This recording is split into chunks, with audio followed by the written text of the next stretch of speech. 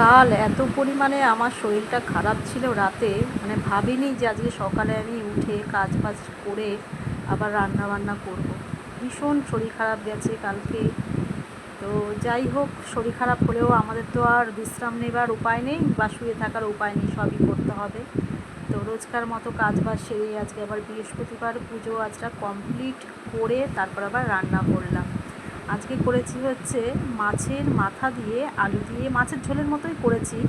মুড়িঘণ্টই বেশিরভাগ করি, কিন্তু আজকে না আর ইচ্ছা করলো না। হাজব্যান্ডও বলছে তুমি মুড়িঘণ্ট বানাওনি মাথা দিয়ে? তো বললাম না। আর এই দেখো, আমার জন্য একটু পেঁপে সেদ্ধ রেখেছি, পেঁপে সেদ্ধ দিয়ে আমি খাবো বলে হাজব্যান্ড পেঁপে সেদ্ধ দিয়েও খাওয়া হয়ে গেছে। আর এদিকে গন্ধরাজ লেবু কেটে নিয়েছি, আর লেবুটা হলে একটু খেতেও মানে ভালো লাগে।